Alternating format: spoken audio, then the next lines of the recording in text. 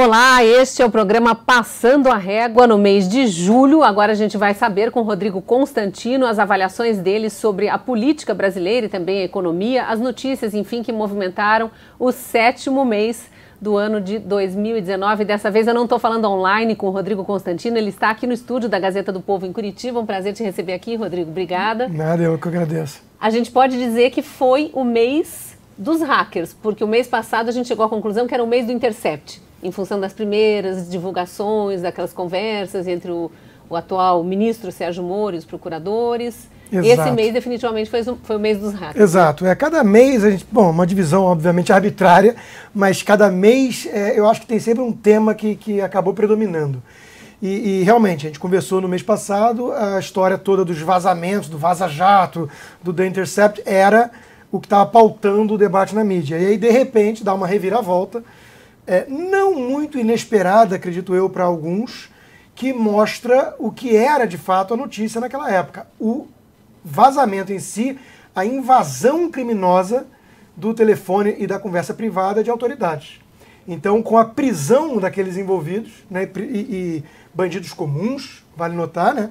O principal deles, estelionatário, já estelionatário, condenado. com ficha corrida, quer dizer, bandidinho. Aí né? fica difícil de acreditar, né, Rodrigo, que não tivesse um interesse financeiro também nisso. Ele diz até agora que não recebeu nenhum dinheiro para fazer esse hackeamento e entregar essas conversas. Entregou por altruísmo e patriotismo. Foi. Tudo muito suspeito. Olha, como era de interesse público. Disse que chegou ao Greenhalgh por meio da ex-deputada Manuela Dávila, que se defendeu rapidamente, dizendo que é jornalista, lembrando que é jornalista para usar lá sigilo a prerrogativa do sigilo de fonte constitucional, sendo que o sigilo na Constituição é muito claro, né, que serve para o exercício da profissão. Ela não atua como jornalista. Sim. E nem atuava ali. Então, é mais ou menos como se fosse um formado em direito, queria dizer que é advogado sem ter passado pelo teste da OAB. Exato. A última reportagem, entre aspas, da Manuela Dávila, a União Soviética devia estar viva ainda. Né? Então é tudo muito suspeito, tudo soa como uma armação e como uma encomenda política. E né? Agora, no finzinho do mês, nos últimos dias, a gente ficou sabendo de ontem para hoje mesmo, que o Glenn Greenwald, como jornalista, esteve visitando o ex-presidente Lula aqui em Curitiba, na sala, né, em que ele está preso na Polícia Federal, a título de fazer uma entrevista, mas já tendo em mãos as conversas entregues pelo hacker. Pois é, olha, uma coisa precisa ser dita, o Glenn Greenwald nunca escondeu o seu ativismo. Então, o instrumento usado para divulgar as supostas conversas entre as autoridades, ele foi um instrumento escolhido a dedo que todo mundo sabe que é conhecido pelo ativismo ideológico e partidário e não pelo jornalismo sério. A forma como foi feita a divulgação também deixou isso claro, a conta-gotas, editorializado e tudo. Então tudo já estava muito ruim do ponto de vista de imprensa livre. Agora, essa questão dos hackers que dominou aí a agenda nesse mês, ela é mais relevante, porque nós estamos finalmente jogando luz sobre a questão que eu, desde o início, achava que era mais relevante, que é o crime que foi cometido com quase 1000 autoridades envolvidas, vários jornalistas e ministros, até o presidente da República, né? Os presidentes de todos os poderes, né? Exato. E chama atenção também, né, um parênteses de como foi fácil, entre aspas, chegar nas conversas dessas autoridades, o que mostra... Ao contrário, aí a brincadeira que se faz nas redes sociais, ao contrário da dificuldade, supostamente, que ele teve para encontrar um jornalista para entregar o material. Teria que ter ido até a Manuela Dávila, via vários canais, né? Tinha a agenda do ex-governador Pezão do Rio de Janeiro, que tinha na agenda a ex-presidente Dilma, que tinha na agenda a ex-candidata a vice Manuela Dávila, e aí sim chegou a Glenn. Exatamente. Então, tudo indica, nós não podemos ser levianos, mas tudo indica uma encomenda, não seria surpresa, e talvez seja esse o grande tema a ser debatido no mês que vem, desenroladas investigações, vamos ver. Hoje o que nós temos são alguns fatos que mostram que houve uma atividade criminosa muito suspeita por trás disso, e não seria surpresa se o PT de alguma forma estiver envolvido. Por quê? Porque estamos falando de uma quadrilha criminosa disfarçada de partido político, que tem aloprados, dossiês e um escambau de coisas aí no seu próprio currículo. Então, a questão da prisão dos hackers e quem são esses hackers, e depois surgir Manuela Dávila na história, dinheiro em espécie, tudo isso que foi se configurando nesses acontecimentos policiais mostram que, a princípio, houve sim um interesse ali político, e também tem outra coisa suspeita, né? Quase todas essas autoridades, de alguma forma, ligadas ao, digamos assim, ao antipetismo. Exatamente. Não teve nenhum do PSOL. O nome, por exemplo, da ex-presidente Dilma só surgiu porque foi através da agenda da ex-presidente Dilma que eles teriam contactado via Telegram a ex-candidata vice-presidente Manuela Dávila. Exato. Mas realmente é o presidente da República, é o presidente da Câmara, é o presidente do Senado, os procuradores todos da Lava Jato, juízes de várias instâncias, mas do STJ, os ministros do STF, né? E não todos também. Ou seja, parece, e tudo indica que foi, um ataque coordenado, encomendado à Lava Jato e ao governo Bolsonaro, com o intuito de alguma forma, avacalhar o processo que temos até aqui, que culminou na prisão não só do Lula, mas de vários políticos poderosos e empresários poderosos, mas psicopata funciona assim, ou então quadrilha organizada. Para soltar o capo, para soltar o seu chefe, mesmo que tenha que soltar vários outros, não importa. Né? Vamos fazer de tudo para libertar o nosso bandido preferido. Então, tudo aponta nessa direção, Cris. Vamos ver se esse vai ser o principal tema do mês que vem. Aguardemos as investigações da polícia. E aí, só para esgotar esse assunto, dentro do que já sabemos, agora surge a informação de que os hackers presos disseram que teriam sofrido violência psicológica por parte dos policiais para falar o que falaram, como se estivessem sendo torturados ali naquele momento do depoimento. A gente já vê, em forma de deboche, uma alegação de que daqui a pouco vão ser declarados com problemas mentais, como porque essa tem sido a tônica. Como que deu a facada no presidente. Então ainda tem muita coisa para puxar nessa meada ainda. Sim, sem dúvida, né? E veja, essa desculpa, né? Eu já convivi de perto com doenças psiquiátricas, com surto, e eu posso dizer que isso não é uma brincadeira. Então, assim, essa coisa de banalizar e agora todo mundo achar, bandido comum, achar que vai ficar se protegendo com esse discurso, é uma coisa que não pode ser aceita, não pode ser tolerada pela sociedade. Então, ele não tem nenhum indício ali de que estamos lidando com pessoas desequilibradas, com malucos, e tudo leva a crer que são bandidos comuns, o que, repito, alimenta a tese de que foram usados como instrumentos, que foram contratados. Porque não partiu da cabeça desses estelionatários de quinta montar uma operação que atingisse todos esses figurões, né? E só de um lado, a princípio. Então, vamos ver o desenrolar das notícias, mas sem dúvida foi a pauta, e é interessante a gente abrir com isso, porque foi a pauta que dominou o mês, e dominou o mês de uma forma interessante, porque reverteu a narrativa desse pessoal mais de esquerda, que vinha na ofensiva, digamos assim, usando a Vaza Jato e tudo, e imediatamente começou a falar, cadê Queiroz, cadê... Eles voltam com aquela argumentação anterior. Ficaram na defensiva, né? Cadê o Queiroz, né? da questão lá do gabinete do Flávio, começaram a tentar desviar o assunto. Os assassinos da Marielle. Os assassinos da Marielle. Volta a falar da Marielle, que é um assunto que, esse sim, já esgotou em termos de, pelo menos, de cansaço.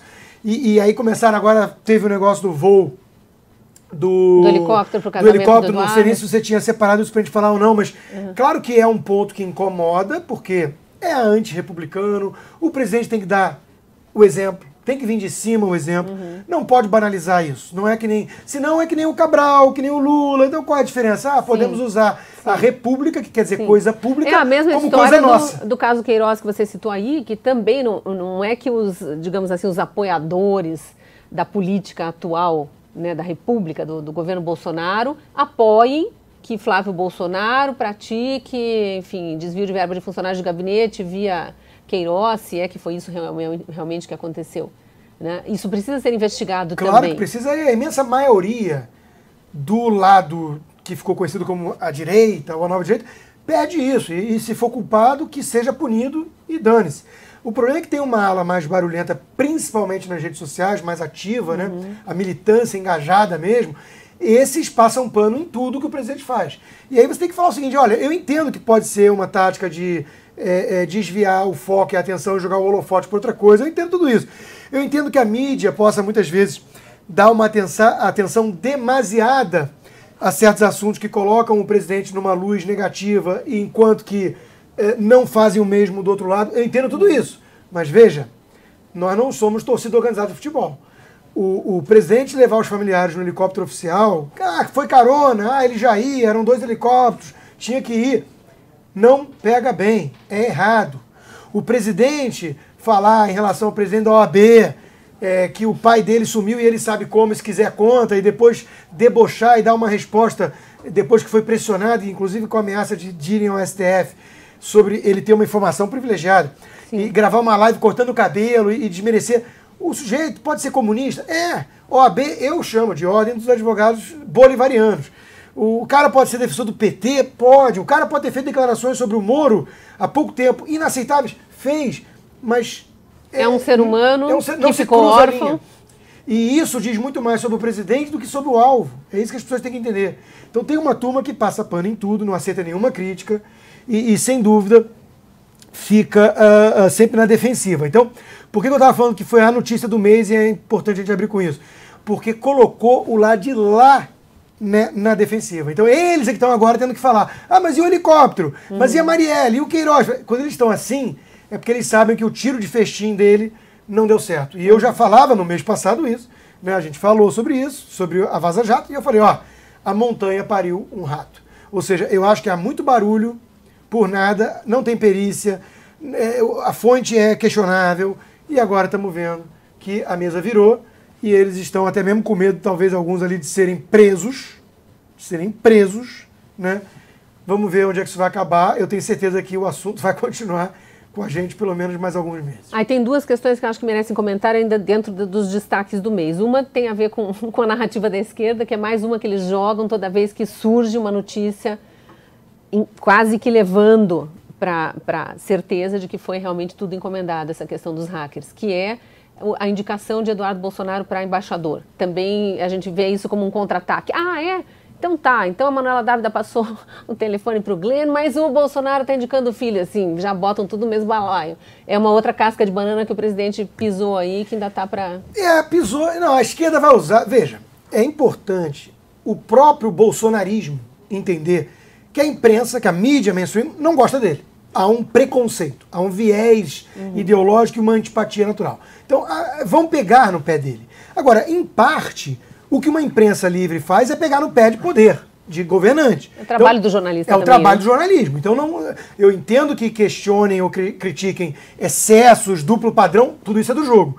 Mas há uma narrativa anti-imprensa por parte do bolsonarismo que agora deixou de ser pedra e virou vitrine e que tem que entender que vive-se numa democracia e a liberdade da imprensa é para exercer esse papel mesmo. Então eles não aceitam muito crítica porque nenhum governante gosta de certos fatos incômodos. A questão do filho Bolsonaro, do Eduardo para a embaixada e outras questões menores, veja, o Bolsonaro tem essa tendência a comprar polêmicas desnecessárias e insistir nelas, né? Eu brincava até conversando há pouco num evento que eu estava, que a mídia e a oposição tenta jogar 30 cascas de banana por dia pro Trump lá nos Estados Unidos.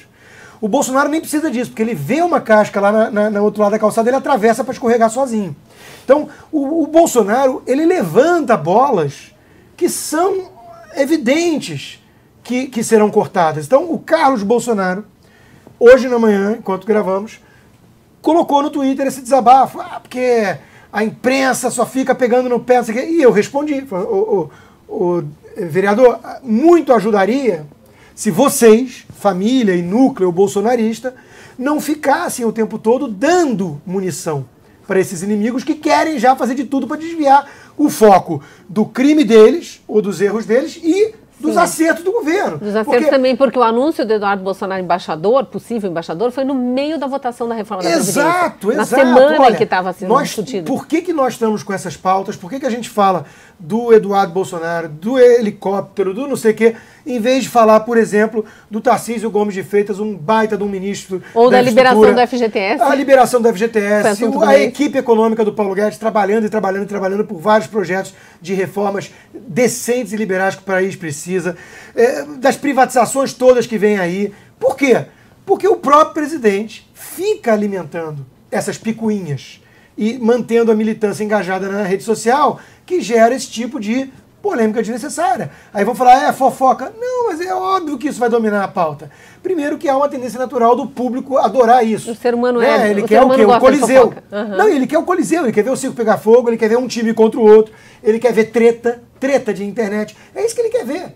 Então, veja, há algum método, para usar aí a frase do meu amigo Carlos Andreasa, meu editor. Por quê? Porque ficou visível já que o bolsonarismo e o próprio presidente Jair Bolsonaro têm um interesse em esticar a corda ao máximo. Essa narrativa sempre os ajudou muito. Ajudou em campanha e, como quase todo populista, nunca sai de campanha. Tem um viés populista evidente no bolsonarismo. Então, eles estão sempre mantendo essa narrativa de nós contra eles, essa coisa de tribalismo, de time organizado mesmo, porque isso ajuda a manter a corda esticada. E se tem a ameaça constante do PT... Olha lá, tá vendo? Olha o que eles fazem, né? Então tem que ser eu eternamente no poder, porque eu sou o anti-PT por excelência. Então o debate fica empobrecido, nós não estamos conseguindo debater, vejam vocês que nos acompanham, né? Os temas mais relevantes. As reformas que estão andando, vamos falar de reforma tributária que vem aí, a segunda rodada da reforma previdenciária, as conquistas todas de licitações na área de infraestrutura. Por que a gente não fala disso? Por esses motivos que acabamos de falar. A picuinha rende mais e o próprio presidente Bolsonaro adora alimentar essas picuinhas. Aí agora há pouco eu mencionei que tinha dois tópicos que eu queria trazer para a conversa, para entrar nos assuntos do mês e relacionados com o que você falava. Um deles era o caso Eduardo Bolsonaro, que eu já... Eduardo Bolsonaro, embaixador, que eu já associei a história do helicóptero usado, do helicóptero da FAB usado no casamento. Diga-se de passagem, eu não respondi, deixei sem resposta essa parte. Essa nem é uma picuinha de implicar, porque ele não conseguiu só a implicância da mídia ou da esquerda. Ele conseguiu dividir a direita. Exatamente. Ele conseguiu com que vários apoiadores do governo dele falassem, até aí eu fui, daí não. Agora chega. Porque isso é a definição própria de não ser uma atitude republicana. Esperou sem embaixador durante mais de 3 meses, porque ele tinha que fazer 35 anos. Esperou ele acabar de fazer 35 anos e deu de presente de aniversário para o filho a embaixada em Washington, que é a mais desejada e importante da diplomacia brasileira. Quer dizer, um sujeito que mal fala inglês. Porque vamos combinar que eu já dei várias entrevistas em inglês, eu acho meu inglês bem fraco para isso. Ele dando entrevista em inglês é uma coisa sofrível. E como é que vai ser embaixador? Então, aí pior também, né? Porque tem essa coisa que... Outro ponto importante. A relação do Bolsonaro, presidente, com a mídia, todo mundo sabe que é tensa e que há essa coisa da narrativa dele, que a imprensa é contra ele e tudo mais. Eu entendo o charme disso e o interesse político. Mas ele está começando a passar de um limite de desrespeitar jornalistas que não é aceitável para ninguém. Não é só para esquerda, gente. Isso é o seguinte, isso é democracia. Você não vira para um jornalista, ele está querendo bancar muito um lado Trump, né, de uma forma mais tosca e tudo, que é mandar jornalista calar a boca, chamar de idiota e tudo mais. Veja, e ele tem feito isso mais com mulher do que homem. Né? Aí reforça aquele estigma. Reforça o estereótipo. Talvez não seja só um estereótipo, mas enfim, é uma coisa truculenta, é uma coisa desrespeitosa. Então, vem cá, presidente é funcionário do público, é servidor do povo, foi eleito, deve resposta. E quando ele chama de povo, não é só grupinho de internet, não, é a população inteira, inclusive quem não votou nele, inclusive quem odeia ele. Então, se tem uma carona de familiares para um casamento, que é uma coisa privada da família, e isso pegou mal, ele tem que dar explicações para a população brasileira. Não é para aquela jornalista. E pede desculpas e paga o gasto e segue a vida, né? Se ele apontou o filho para a embaixada e surgiram críticas, né? Críticas sérias de tudo que é lado, ele não pode tratar com escárnio e virar e falar, dane-se, você é isso mesmo, e ele fritou hambúrguer. Tratar com escárnio, que isso? É grave, é sério, é errado.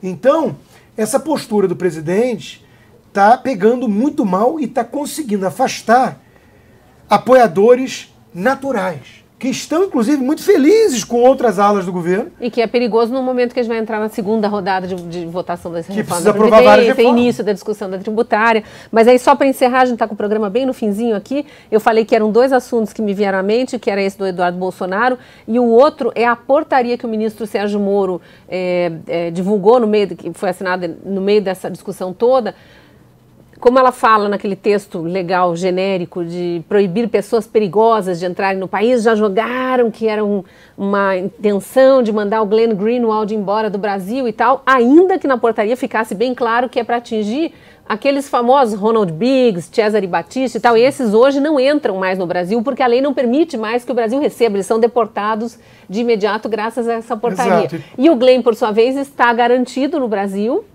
Se cometer o crime e ficar provado, vai responder por eles aqui no Brasil, ou enfim, se os Estados Unidos pedir deportação, volta, mas porque ele é casado com um brasileiro e tem filhos brasileiros, ele tem filhos adotivos brasileiros, e isso a lei resguarda como um direito. Ele reclamou e fez um mimimi lá de que não conseguiu levar os filhos para conhecer o avô e não sei o quê, para estar com os avós, culpando o Bolsonaro como um ditador. Essa questão da portaria é isso, o Brasil é conhecido, basta ver alguns filmes americanos como o destino, o paraíso, né, de tudo que é o criminoso mundo afora. O sujeito vai lá, pratica os crimes mais ousados do mundo e depois vem pro Brasil curtir as férias. E premeditadamente já casa com uma brasileira ou com um brasileiro, adota crianças brasileiras, então, ou tem filhos brasileiros. Agora, dito isso, algumas posturas ou falas do ministro Sérgio Moro não ajudam na imagem, que é, por exemplo, eu tô com uma em especial na cabeça.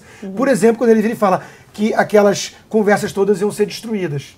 Ele está num papel de ministro, o ministro é chefe da Polícia Federal. Teve até uma discussão grande se isso foi uma interpretação da imprensa e tal. Eu entendo tudo isso, mas é a história do César. Não basta que a mulher de César seja honesta, ela tem que parecer, né, respeitadora. Então, não permitir que se saiam falando para ele. Está nesse clima. O debate é esse. A questão do Vaza Jato é isso. Ele tem que tomar muito cuidado, um cuidado redobrado com aquilo que ele diz. Assim como o presidente, que virou e falou assim, que talvez esse cara aí, esse jornalista, pegue uma cana aqui no Brasil. Ele não pode usar essa linguagem. Ele é o presidente da República. É uma coisa que o presidente tem dificuldade de entender. Ele está no palanque, eternamente. Ele é presidente da República. Ele é presidente de 200 milhões de brasileiros. Quem votou e quem não votou nele. Quem é defensor fanático nas redes sociais, de quem é crítico construtivo, e de quem é oposição. Ele é presidente de todos. Então ele tem que ter alguma liturgia do cargo, tem que ter algum respeito à posição e ao cargo que ele ocupa. Ele não pode sair falando como se estivesse numa mesa de bar, porque isso gera repercussão, isso gera consequências. Então é preciso tomar algum cuidado quanto a isso, e eu acho que isso é uma outra um outro marco desse mês, principalmente agora nas últimas 2 semanas.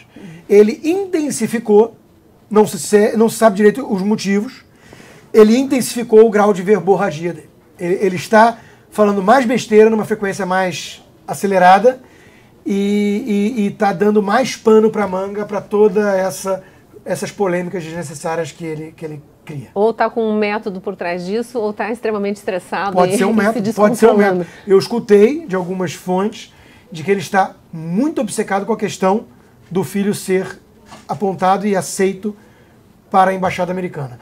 Agora, nesses dias, foi indicado oficialmente, e tem que esperar a reação americana. Até aí eu acredito que não seja um grande problema, e aí depois tem a sabatina do Senado. E aí mora o perigo. Eu acho que ele é aprovado no final do dia? Acho, com um custo muito alto para o país, que é um Congresso que já não está muito amigável para ele, até porque ele tem uma narrativa... Com votações difíceis para enfrentar. Com votações muito difíceis, e ele tem uma narrativa, o bolsonarismo tem uma narrativa muito antipolítica e anticongresso, ajudou a eleger, só que ele manteve a corda esticada depois, e o Congresso que vai cada vez, então, buscando mais uma pauta própria, uma agenda independente, um protagonismo maior. Como se o Brasil vivesse, de fato, num parlamentarismo branco.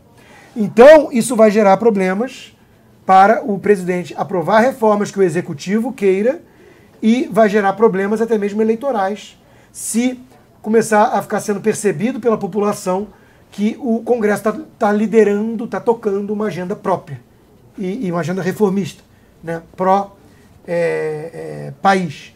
Então, de novo, por que essa luta tão empedernida para que o filho seja o embaixador? O que está por trás disso?